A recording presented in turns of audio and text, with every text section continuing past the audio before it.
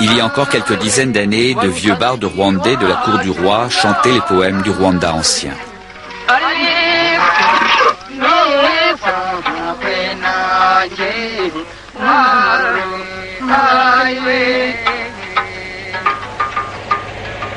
Le monde a bien changé.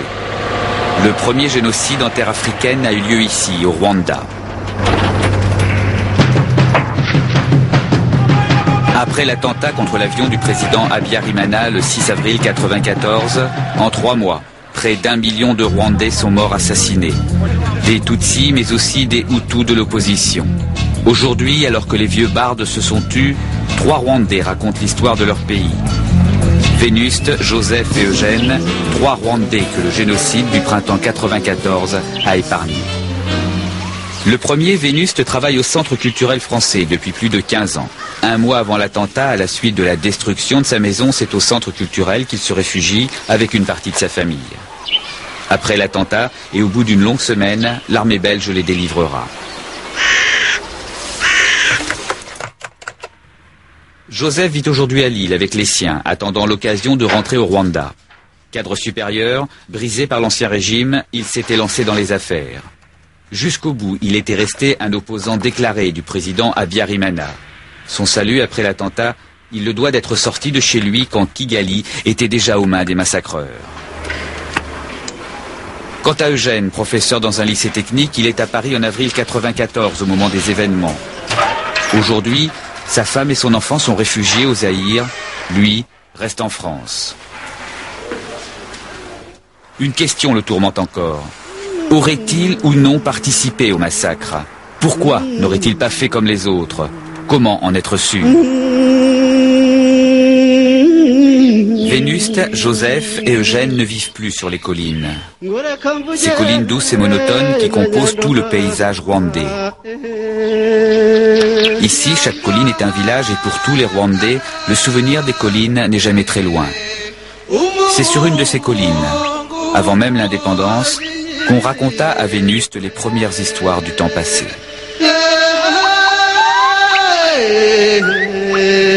C'était des histoires de cours royales, de cours chez les chefs, chez les sous-chefs. Mais c'est des histoires qui étaient collectées à partir de là et c'était des histoires à propos de l'histoire du Rwanda. Bon, un peu d'une sorte de mythologie qui était racontée concernant le Rwanda ancien, comment il s'était développé sur l'entente des Rwandais. C'était un peu une sorte d'hymne à la gloire des édificateurs de la nation rwandaise, d'après ce que j'ai compris. Mais c'était des histoires vraiment idylliques qui plaisaient à tout le monde. Et ce qui est bien, c'est que dans ces histoires, il ne transparaissait aucune sorte de division des Rwandais.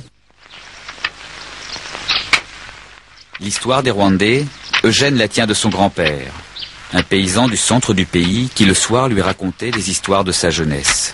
Il devait aller travailler chez les chefs hiérarchiques et pratiquement lui il avait très peu de jours de travail pour lui.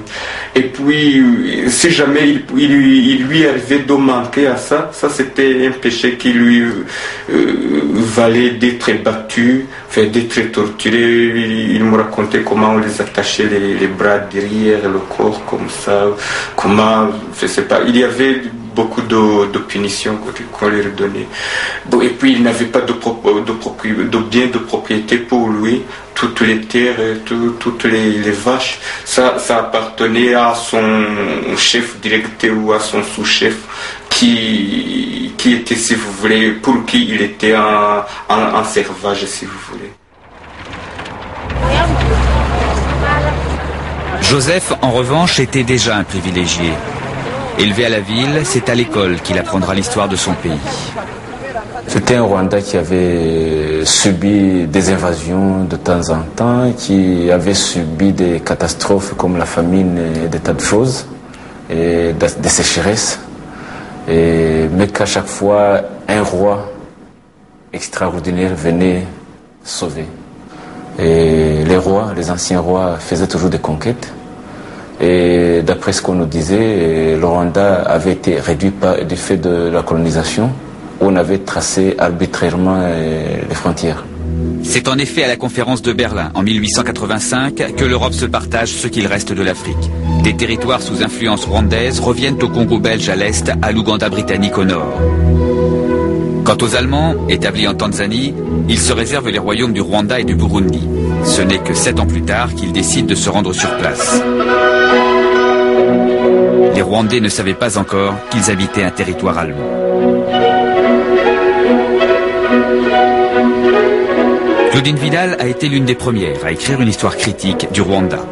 On peut d'abord partir des premières images, c'est-à-dire les premières images sont celles qui ont été constituées par des explorateurs allemands, des géographes allemands, ethnologues. L'un, le comte von Goetzen, un autre, Richard Kant.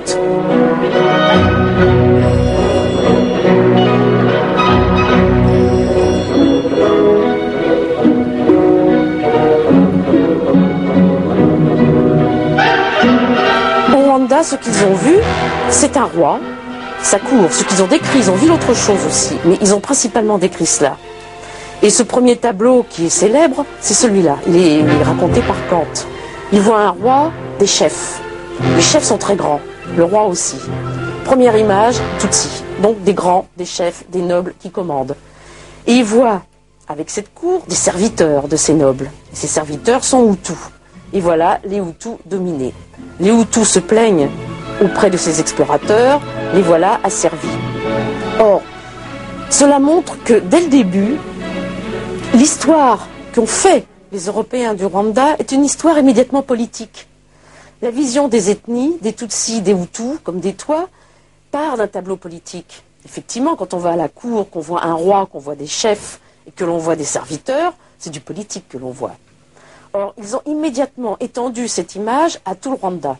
C'est ainsi que des premiers récits tronqués se mettent en place.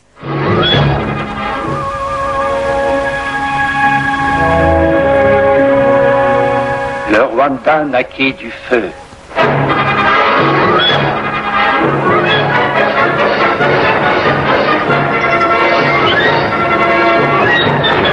Les premiers habitants du Rwanda furent les Batwa. Nains par la taille, mais endurants et courageux. Ces pygmées vivaient de la chasse. Pour armes, ils avaient que des frondes et des lances de pierre. Ils vivaient dans la forêt vierge, sans besoin ni souci, en union avec la nature. Ils découvrirent un jour par hasard des êtres de même nature qu'eux, mais plus grands. Ils comprirent vite que c'étaient des hommes. Mais ces nouveaux voisins présentent autant d'inconvénients que d'avantages. Sans cesse, ils défrichent, et les petits Batwa sont refoulés toujours plus avant dans la forêt. Les Bahutus passent la journée entière dans les champs avec leur famille. Dès leur naissance, les enfants sont marqués par le rythme des travaux rustiques. Et à peine ont-ils grandi qu'ils gardent déjà les chèvres.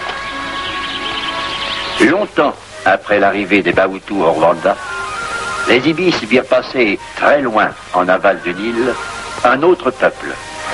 Quand le sable du Sahara envahit leur pays, le peuple pasteur des Batutsi fut contraint de chercher de nouveaux pâturages.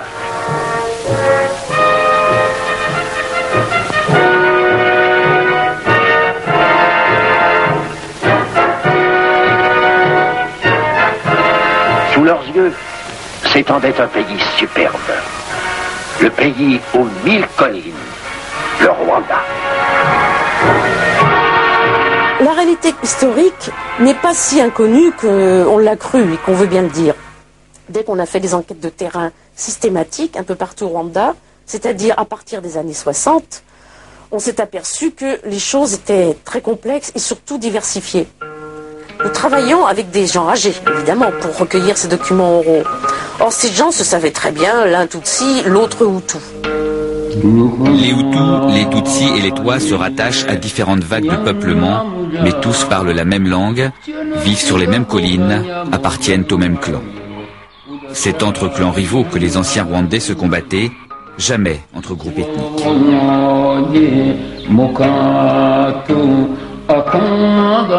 Faisant partie de l'un des 18 clans rwandais, un lignage, c'est-à-dire une famille au sens large, s'était emparé de la monarchie rwandaise depuis plusieurs siècles.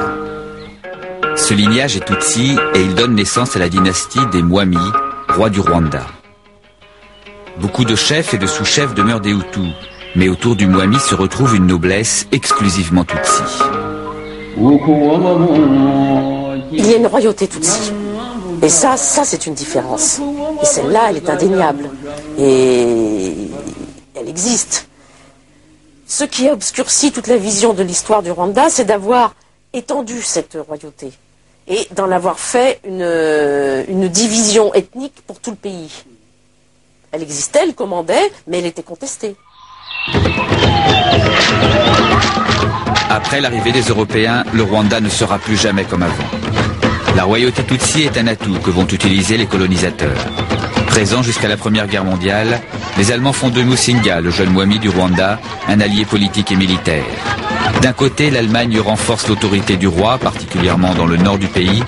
De l'autre, l'armée rwandaise combat les Belges qui occupent le Rwanda à partir de 1916. Les Belges hésitent à s'appuyer sur les Tutsis. Et c'est là que les missionnaires d'origine française, d'ailleurs les Pères Blancs, ont joué un rôle très important. Les missionnaires, et notamment leur principal de l'époque, Monseigneur Classe, ont insisté, ont écrit. Ces lettres de Monseigneur Classe sont célèbres en disant « Appuyez-vous sur les Tutsis, ils sont nés pour commander, ils sont faits pour ça ». Monseigneur Classe faisait partie de ces missionnaires qui s'étaient implantés dès 1900 dans la région. À l'arrivée des Belges, c'était eux qui avaient la meilleure connaissance du pays. Mais ils s'étaient opposés au pouvoir sacré de Musinga, l'ancien allié des Allemands. Monseigneur Classe va dès lors jouer le Mwami contre ses propres chefs Tutsis. Le père Guy Tenis est l'héritier de cette longue lignée de missionnaires. Je pense que Monseigneur Classe, pour des questions de facilité, il était un peu dans l'optique théologique de l'époque, qui disait il faut convertir les chefs, parce que si on convertit les chefs, on convertira le pays. Il s'est basé sur les chefs locaux, qui étaient en grande majorité Tutsis.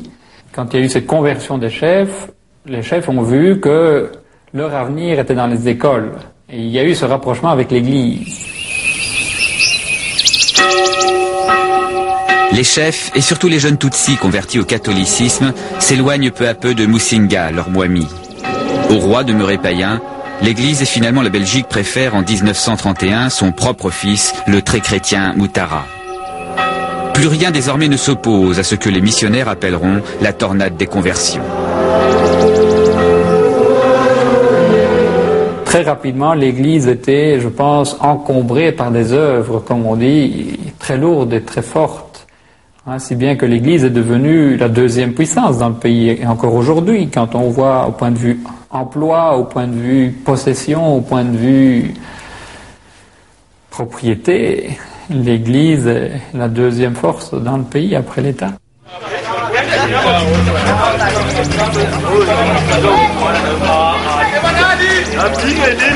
La Belgique prétend mener une politique d'administration indirecte, car elle laisse en place la royauté Tutsi.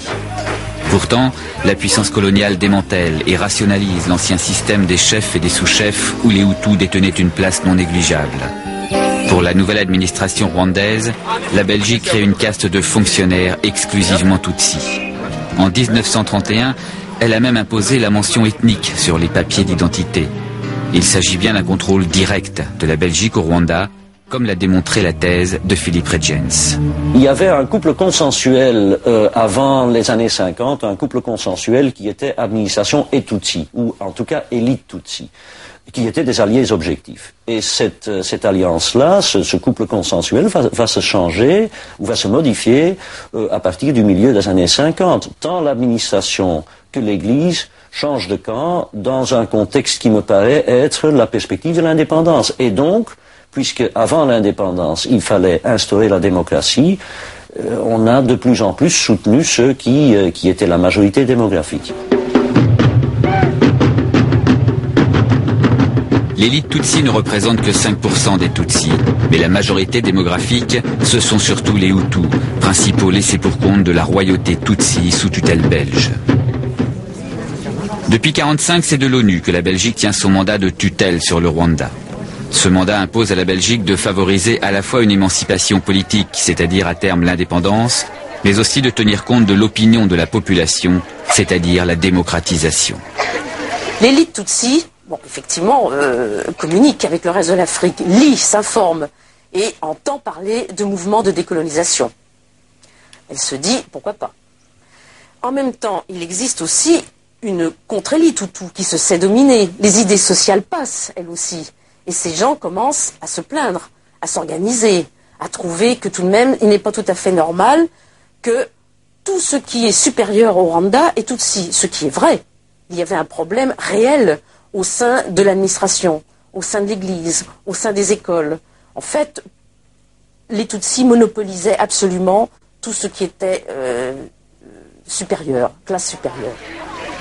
L'Église, la première, abandonne l'élite Tutsi qu'elle avait pourtant soutenue et contribué à former.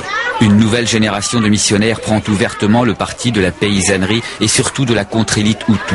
Parmi eux, Monseigneur Pérodin, futur archevêque du Rwanda. J'estime que ce n'est pas faire de l'opportunisme que de plaider pour la promotion sociale d'une masse dont la dignité humaine n'était vraiment pas suffisamment reconnue. Le premier texte constitutif de la rébellion Hutu s'appelait le Manifeste des Bahutu. Il avait été écrit par des intellectuels Hutus, tous séminaristes, et ne pouvait pas être autre chose d'ailleurs. Il parle du monopole Tutsi et du problème social réel. Or, un rien de temps après, on voit apparaître race Tutsi, race Hutu. Extrêmement rapidement, le problème s'est racialisé. L'Église n'est pas pour une race plutôt que pour une autre. L'Église est pour toutes les races, qu'elle embrasse d'un égal amour et d'un égal dévouement. Mais, dans notre Rwanda, les différences et les inégalités sociales sont pour une grande part liées aux différences de race. En ce sens que les richesses d'une part et le pouvoir politique et même judiciaire d'autre part sont en réalité en proportion considérable entre les mains des gens d'une même race. Les deux thèses en opposition étaient la thèse, j'allais dire Tutsi, mais en tout cas de l'élite Tutsi, qui disait indépendance immédiate, parce qu'elle voulait atteindre l'indépendance sans avoir à subir cette transformation politique. Et l'autre thèse étant évidemment celle du mouvement Hutu, qui disait démocratie d'abord, indépendance ensuite, parce qu'elle comptait, et elle a eu raison de le faire en fait, elle comptait notamment sur l'administration belge et les forces de l'ordre envoyées au Rwanda en 1959 pour obtenir cette démocratisation d'abord. En 1959, le Mwami Moutara, choisi par les Belges 30 ans plus tôt, reste peut-être la dernière chance de dialogue entre la Belgique et l'élite Tutsi. En juillet, le roi meurt subitement. Assassinat ou accident, l'histoire ne tranche pas. Un autre roi est imposé à la Belgique par les extrémistes Tutsi de la cour. Cela refuse toute transformation. En face de ces conservateurs Tutsi, on trouve trois partis politiques, dont le Parti Hutu de Grégoire Kayibanda, qui fait du Hutu la figure emblématique de l'injustice sociale.